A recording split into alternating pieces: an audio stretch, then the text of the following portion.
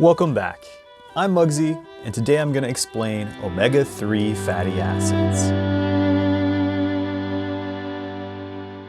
Sometime last year, I was scrolling online and I came across an advertisement for some Shady meal replacement product called Huel.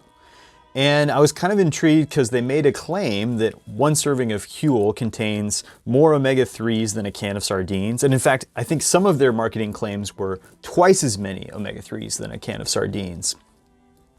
I looked into it, I wasn't happy with what I saw, and I was so upset that I made a YouTube video about it, but I didn't publish it because I wasn't happy with where my YouTube skills were at the time. So some time has passed, I decided to take another whack at it. So I'm going to talk about what omega-3s are, why they're important for health, the main types of omega-3s. Then I'll also talk a little bit about the history of omega-3 research. And then finally, I'll get to those marketing claims, why they're bogus, and some advice to kind of help you sort through all of the really shady marketing that goes on in the nutritional supplement industry around omega-3 fatty acids. So let's get started. Let's talk about what omega-3s are. There's three basic types of organic molecule that we need to consume: fats, proteins, and carbohydrates. Fatty acids are one of those three. We eat all kinds of different fatty acids, and some of those fatty acids are omega-3 fatty acids. Specifically, they're polyunsaturated fatty acids, but to understand what that means, let's just talk a little bit about the structure of a typical fatty acid. Most fatty acids have what's known as a carboxyl group, which is basically just a carbon bonded to two oxygens and a hydrogen. And that carboxyl group is then attached to a carbon chain, just a bunch of carbons.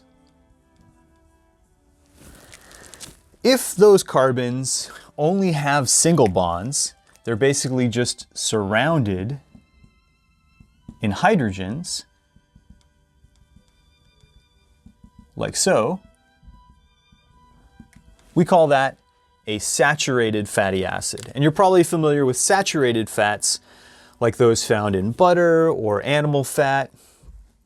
I think like that found in like palm oil and that sort of thing.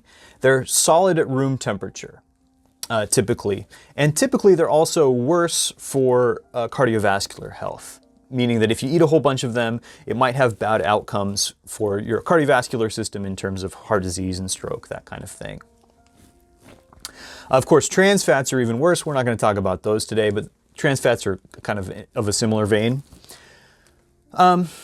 If, for example, though, this carbon chain contains one or more double bonds, so let's say instead of a single bond here, this is now a double bond,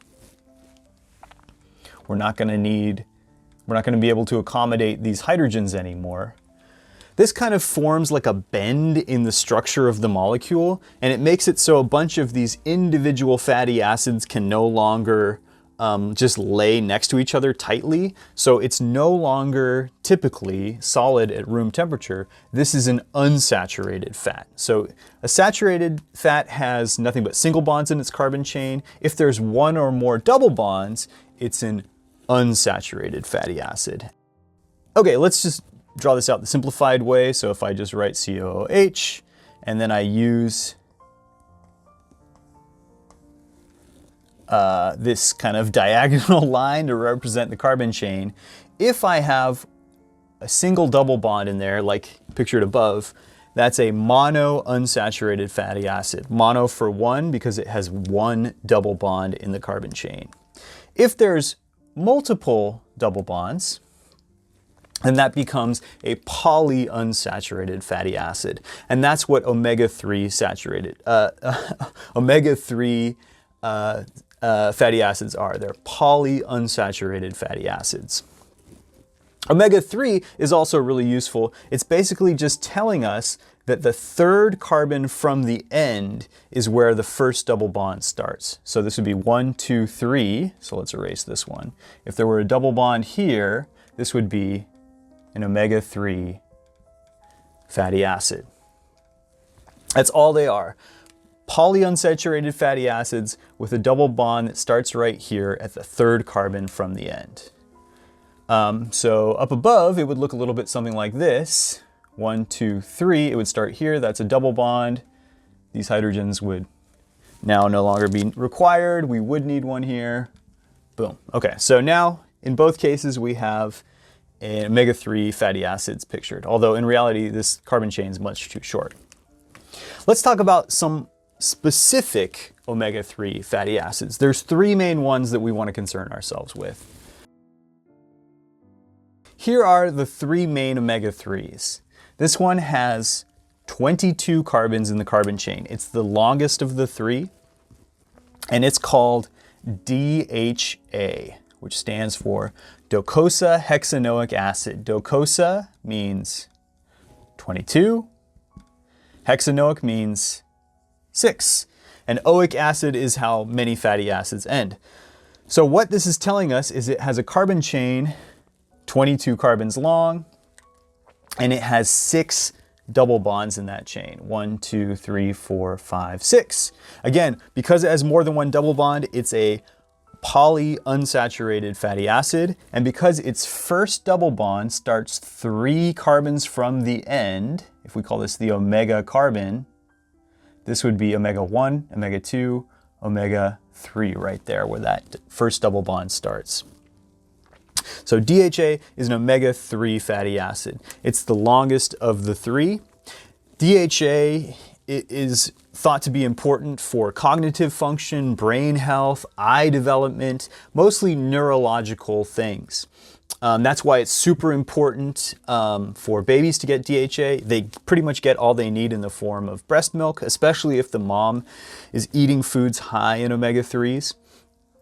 And then if you have a young baby at home, you probably noticed that all the different pouches and supplements and all that stuff, little snacks for babies to eat, have DHA in them because it's really important for their developing brains as they grow. It's important for all of us, and there's some decent research to show that relatively high consumption of DHA might actually stave off neurological degeneration, things like Alzheimer's and dementia and stuff, although the research is still fairly sketchy on that, so take that with a grain of salt. In fact, this might be a good time to point out that when we're talking about the health benefits of all these omega-3s, understand that it's a pretty shaky science. It hasn't been studied for very long, and almost all nutritional science is really, really famously difficult because it's hard to do human studies, obviously, in an ethical way, and it's hard to know exactly what's going on in the human body. It's such a complex system. So take everything I say with a grain of salt when I talk about these health benefits of these omega-3s. Okay, the next one, if we start at the omega carbon here at the end, 1, 2, 3, there we go. And there's 1 double bond, 2 double bond, 3 double bond, 5 double bonds. Okay, and the carbon chain is 20 carbons long. So this is EPA, eicosapentaenoic acid. Eicosa meaning 20, pent meaning 5, 20 carbons, 5 double bonds, and oic acid being the way we end a lot of these omega-3s and a lot of fatty acids in general. EPA is the other omega-3 that's really important for health. EPA is involved in so many different things in your body, although the bulk of the evidence seems related to heart function, staving off things like coronary heart disease and stroke, that kinds of thing. Again, these claims are very strong. But the science behind them is actually still fairly weak. So I think it's a good idea to eat these omega-3s, but it's not super established fact at this point. And certainly if you have heart problems, you're much better going with whatever your doctor recommends than eating a bunch of omega-3s, right? So I'm not here to give medical advice in this channel, just talking about kind of what these things are and how they're beneficial. So DHA, primarily involved in the neurological system, brain, nerves, eyes, those kinds of things. EPA primarily with heart health, but also possibly general health in general. Okay, this bottom one is called alpha-linolenic acid, ALA. And I think this one only has 3 double bonds, and I think it's maybe 18 carbons long. I kind of forget. And ALA is kind of the redheaded stepchild of the group. It's not as well known as the other two, and it's not as useful as the other two. What ALA does for you in your body is nothing. Diddly squat. It doesn't do anything for you. DHA and EPA both confer health benefits. They're very important. Now, ALA is something you should consume, I think, because what ALA does is it gets converted into DHA and EPA when you eat it. So when you eat a bunch of ALA, it doesn't do anything useful in your body, but it will get broken down and converted into these longer chain of fatty acids in your body, which are themselves very useful. Now, this conversion is super inefficient. It really depends on who you're talking to and what source you're looking at. Some sources go really high, they're like 20, 25%. The lowest ones are like 2 or 3%. I tend to think that ALA probably gets converted into these other two somewhere in the range of either 5% or maybe 10%. I usually go with this 10% number, but when I'm feeling skeptical, I could go as low as this 5%. I certainly wouldn't go up to the 20, 25%, and I don't think it's as low as like the 1%. But what this means, if we take this 10% number, this means if I eat 100 milligrams of ALA, only 10% of that, 10 milligrams, ends up as EPA and DHA. And specifically, I'm not really sure what that breakdown is. It might be something like, let's say that's 6 milligrams of EPA and 4 milligrams of DHA for a total of 10 milligrams. So DHA, the longest omega-3, important for neurological health. EPA, the next longest omega-3, important for cardiovascular function. ALA doesn't do anything for you, but will get converted very inefficiently at, let's say, a 10% rate into EPA and DHA. So it's important to consume DHA and EPA in your diet.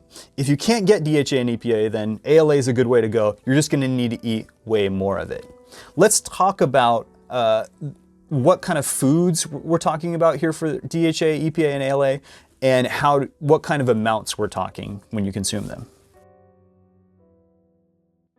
Let's start with the most important ones. EPA and DHA. So EPA and DHA are produced primarily in certain algae that live in the ocean. So if you eat a bunch of algae, you might get enough EPA and DHA. In fact, almost no one eats algae. I guess it's involved in some world cuisines like Japanese food and stuff, but that's not really where we get our EPA and DHA. If you follow the food web up, you'll find things like mollusks, like shellfish, but also primarily fish that eat algae and fish that eat the fish that eat the fish that eat the fish that eat algae, right? So fish is kind of our main source of EPA and DHA. I guess if you eat things like krill, you'd also get enough EPA and DHA, but no one really eats krill. A lot of whales do, but not so much people.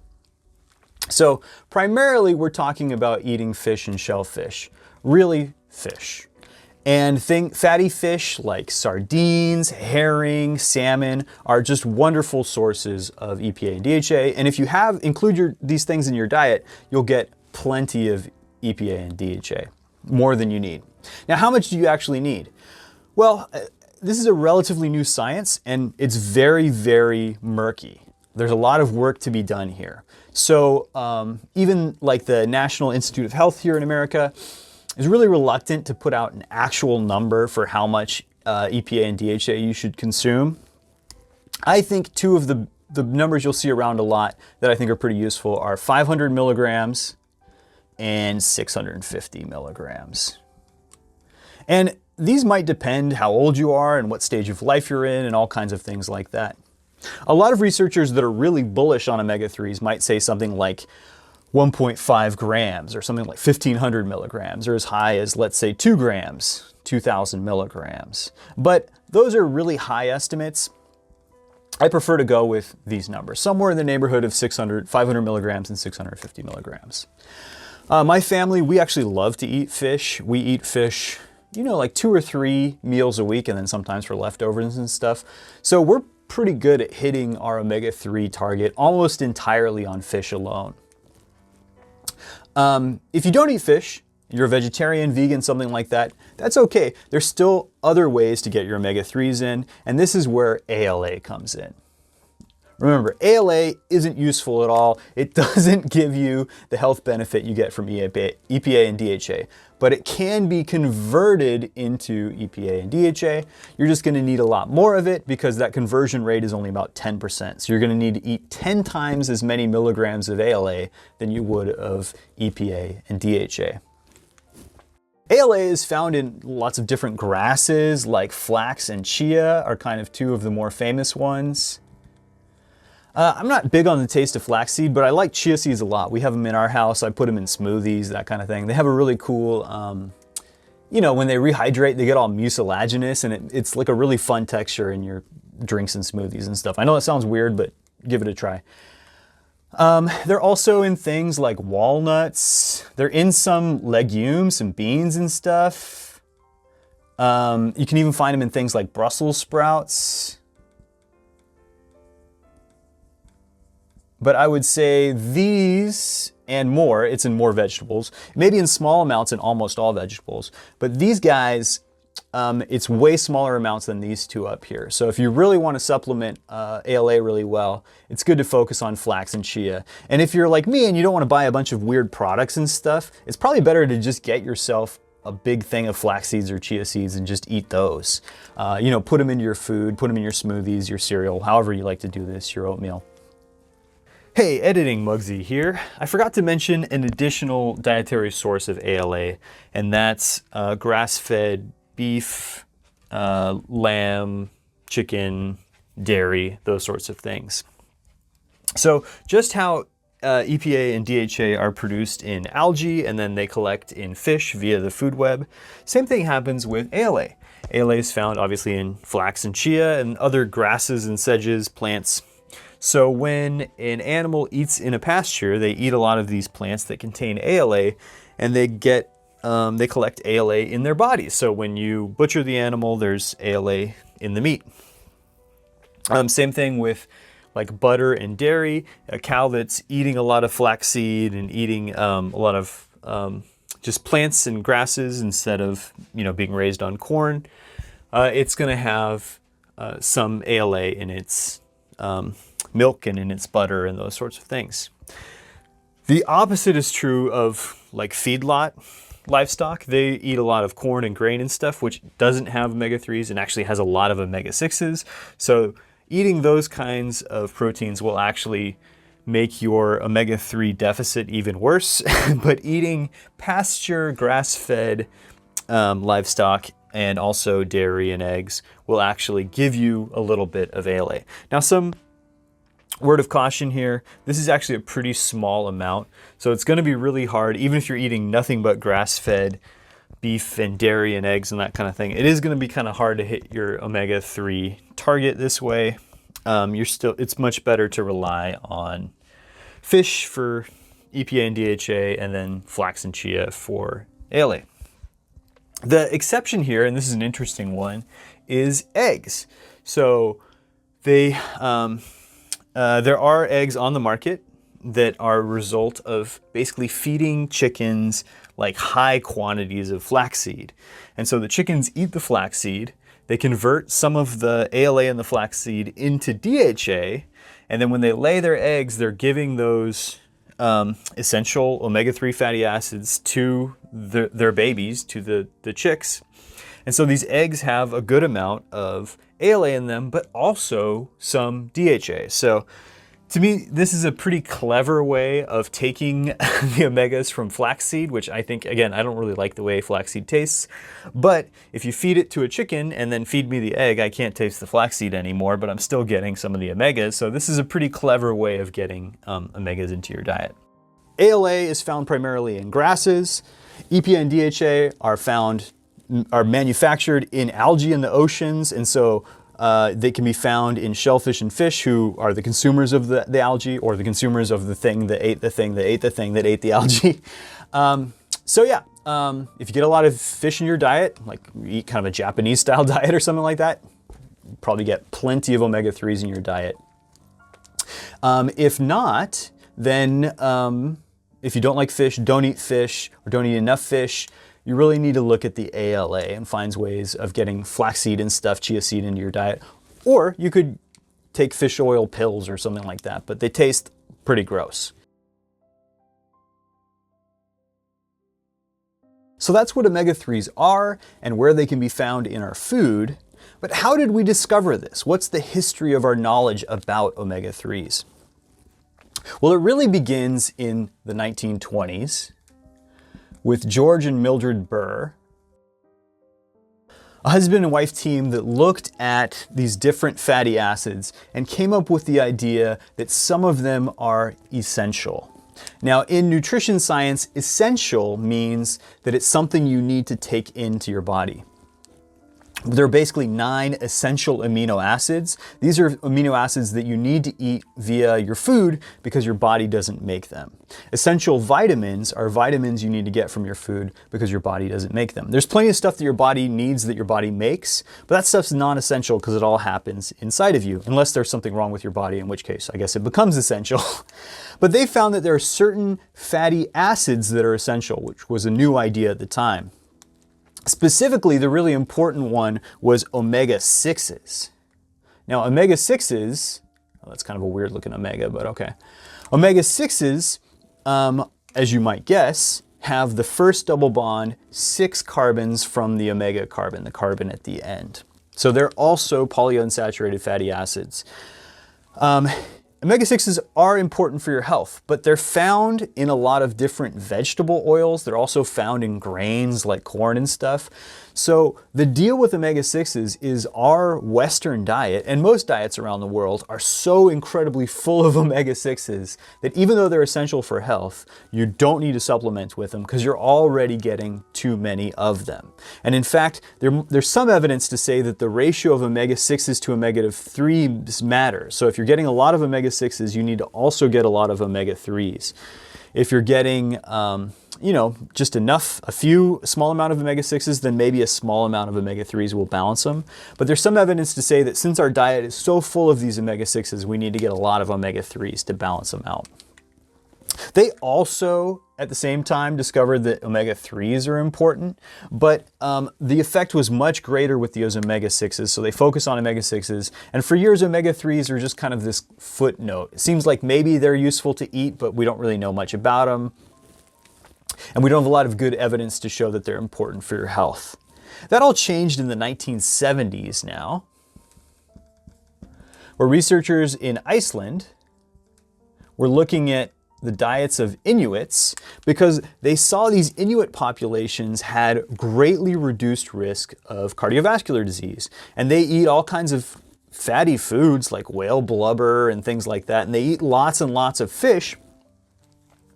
And they thought maybe there was something in the diet of these Inuits that was giving them reduced cardiovascular disease despite their super high fat consumption.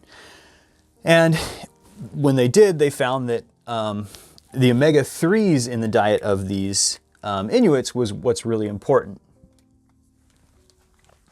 And so for the first time in history, in the 70s, there was this new focus on omega-3s. Maybe they were something that's actually important for our health, and maybe they could help us combat the rising menace of heart disease, which by the 70s was becoming a really big problem, especially in the Western world. From the 70s on, let's say like the 90s, 80s, thousands, there was a ton of research on omega-3s. There's kind of a real boom in nutritional supplements in general at that time, and a lot of really quacky stuff that wasn't supported by evidence was getting floated out there. People were taking lots and lots of supplements, and there wasn't necessarily good evidence for many of them. This is true of omega-3s. A lot of big claims about omega-3s were made at this time in the 90s, and also the 80s and thousands and stuff. Since then, present day, I think we've seen that the effect of these omega-3s isn't as big as researchers at this time thought.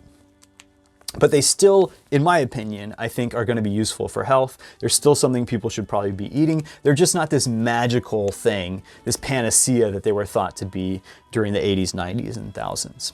And that's where we are today. I think it's useful to eat omega-3s. I think there's good evidence to show they do stuff to help your body. I don't think they're going to fix everything about you. I don't think you need to go out there and buy some omega-3 pills right now or anything like that. I think if you manage your diet fairly well, you should be fine in terms of omega-3s.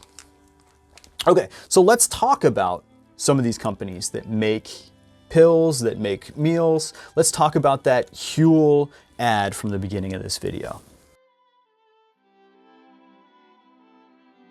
So the Huel ad that caused me to make this whole video, when I looked at their product, they said they had 3.6 grams of omega-3s, which was twice as much as a tin of sardines.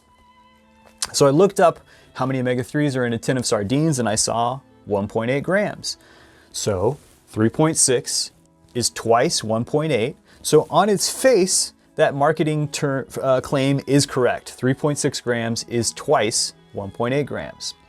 But here's what set me off, and here's what really upset me about this sleazy claim, is the omega-3s found in Huel are in the form of ALA, while the omega-3s found in sardines are in the form of EPA and DHA. So you can probably guess what's happening. Remember, ALA doesn't do anything useful for you, but it is converted into EPA and DHA at something like, I'm not really sure, 5%, 10%. Let's go with the higher estimate, 10% rate. Whereas EPA and DHA are fine all by themselves. So, right, if you eat 1.8 grams of omega-3 in the form of EPA and DHA, that's just 100% EPA and DHA, and you end up with 1,800 milligrams or 1.8 grams of omega-3s. In fact, let's be a little bit more specific, because now we're educated on the subject of the good omega-3s, EPA and DHA. Now, I'm not sure, and I don't think anyone's sure, exactly how much of that 1,800 milligrams is going to be EPA and how much is going to be DHA. Is it 50-50? Is it whatever? I think it's more likely that there'll be more EPA than DHA, but it doesn't really matter. Just know that 1,800 milligrams of combined EPA and DHA are present in that 1,800 milligrams of omega-3s that we started with. Okay, let's take a look at our ALA.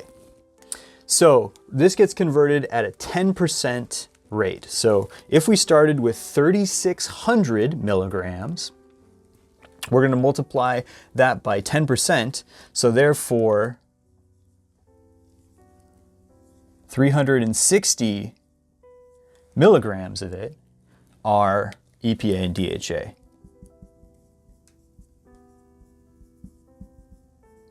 Right? Do you follow my math there? 3.6 grams is the same thing as 3,600 milligrams. And then if we divide that, if we multiply that by 10%, we basically can just move the decimal one place, and we end up with 360 milligrams.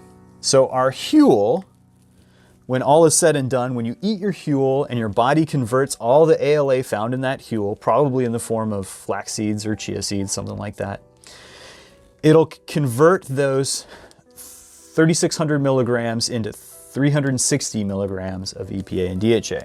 Whereas when you eat that tin of sardines, no conversion necessary, all 1,800 milligrams of omega-3s are present. So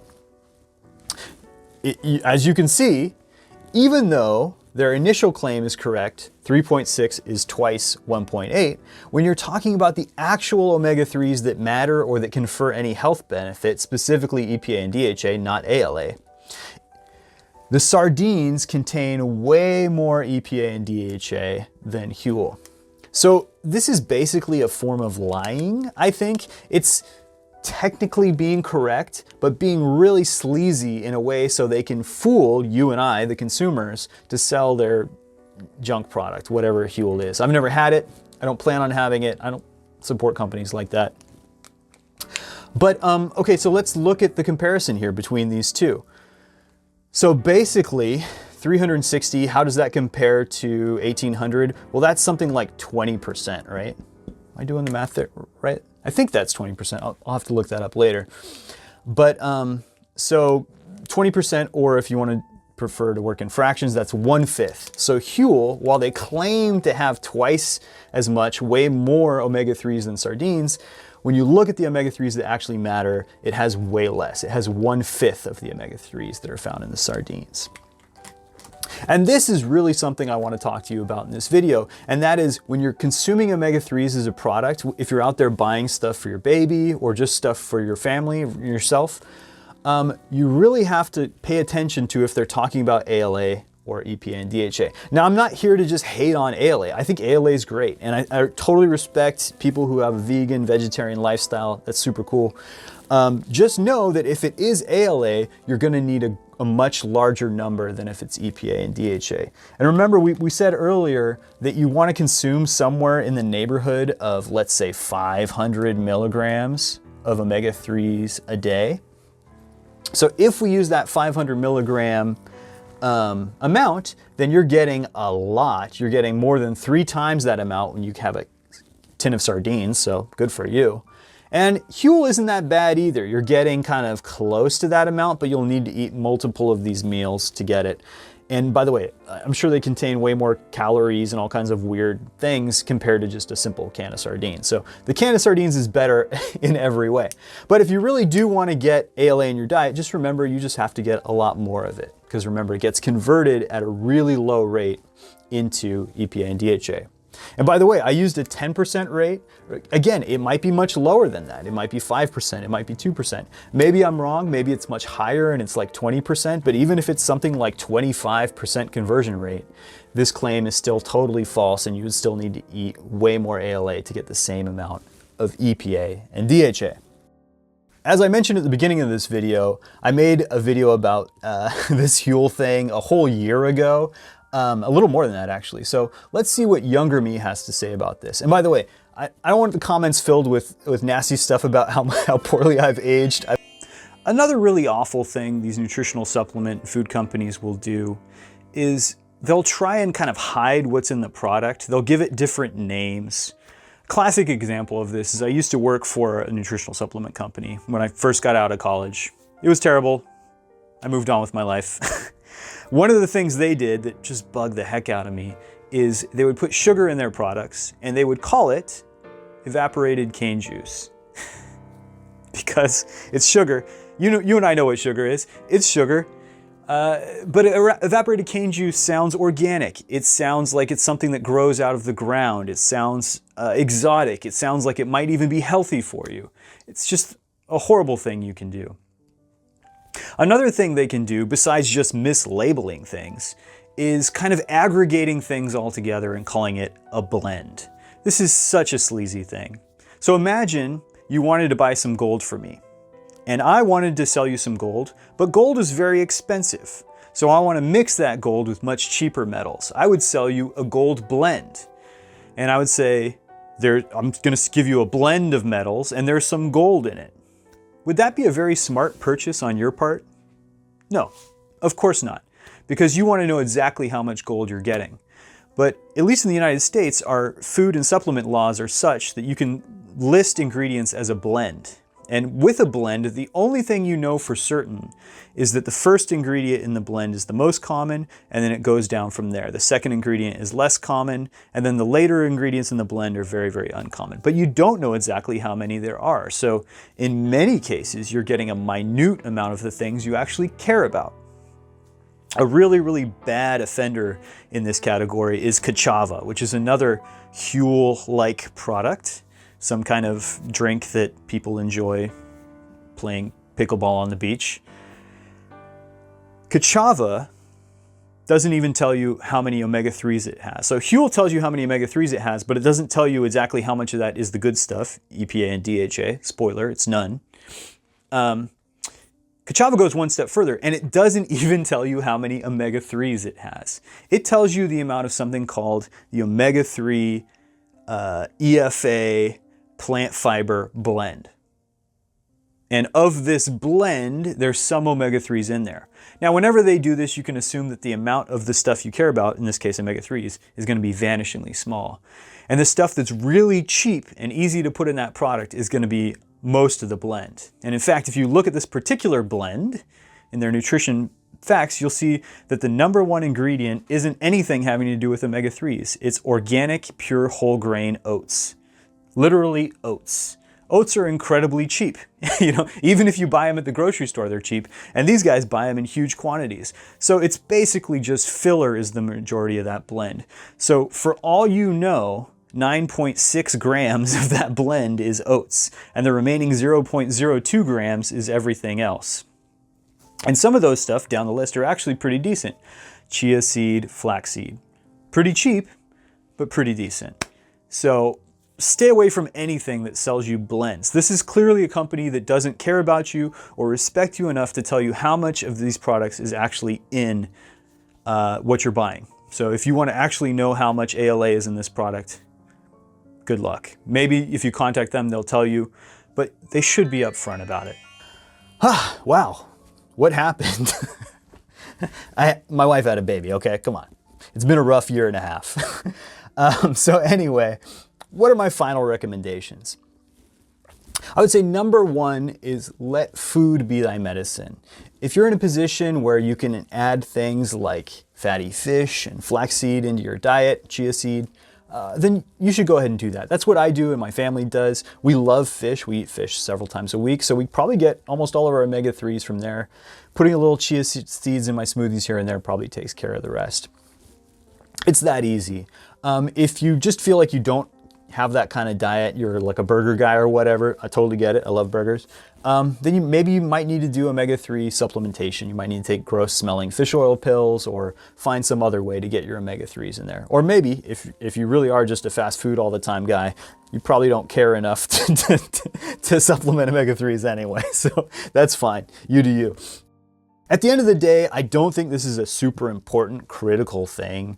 You're probably getting lots of omega-3s from your diet anyway, and omega-3s, as I said earlier, aren't super well documented to be these kind of critical things for health. I think they are important. I do think it is worth your time making sure that you get some in your diet, and that's a good place to start. Just get some omega-3s in your diet. Be very skeptical when you're looking at omega-3 products, particularly when you're looking at things like prenatal vitamins and pouches for babies and that kind of stuff, because it's really important for your kid to get high quality omega-3s, and these companies are lying as much as they can about what's in their product and how much of it is. Maybe they have EPA and DHA, but they're not telling you how much there is in the product, or it's a really small amount and they're expecting that you wouldn't know the difference. Or maybe they're just claiming to have a lot of omega-3s, but it's ALA, and they're not telling you that ALA isn't the good stuff, that ALA gets converted to the good stuff at this really low rate, like 10%. So be a skeptical consumer, educate others if you're, talking to your friends about this, your family. Just make sure that these gross companies that use these nasty tactics to deceive us and separate us from our monies aren't getting rewarded for being crappy. They don't make it easy for you, so hopefully this video helped. Hopefully you learned something. I wish you all the best, and I'll see you next time.